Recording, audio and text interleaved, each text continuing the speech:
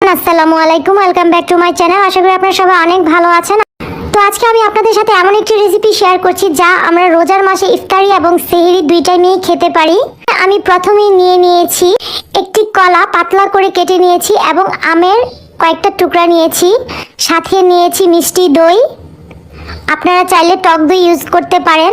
আর নিয়েছি আমের রস, নিয়েছি 1 কাপ দুধ জাল করা, আর নিয়েছি চিরা ভালো করে ধুয়ে 10 মিনিট ভিজিয়ে রেখেছিলাম। এখন একটি বোলের মধ্যে আমি কলার টুকরোগুলোকে সাজিয়ে দিব। কলার টুকরোগুলোকে সাজিয়ে উপরে কিছু চিরা দিয়ে দিব, চিরা দিয়ে দই দিয়ে দিব। দইয়ের পর আমি আমের রসটুকু দিয়ে দিব, আমের রস দিয়ে এর উপরে আরও কিছু চিরা দিয়ে দুধ দিয়ে দিব।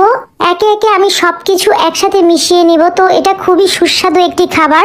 আসলে আমরা রোজার মাসে সবাই যেন আল্লাহ আমাদেরকে সুস্থ রাখেন সেই দোয়াই করি।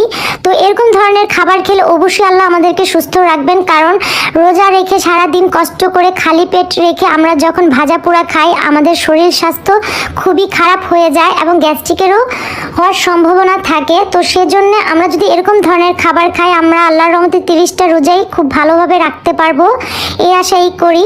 আর চিরা দই খেলে আমাদের পেটও ঠান্ডা থাকে। তো সারাদিনে এই রোজা রেখে বা সেহরির টাইমে খেয়েও সারাদিন আমাদের শরীর স্বাস্থ্য খুবই ভালো থাকে। তো আপনারা চাইলে দুধটাকে চিনি বা গুড় দিয়ে জাল করে নিতে পারেন। আমি যেহেতু মিষ্টি দই নিয়েছি তাই আমি দুধের সাথে আর কিছু অ্যাড করিনি।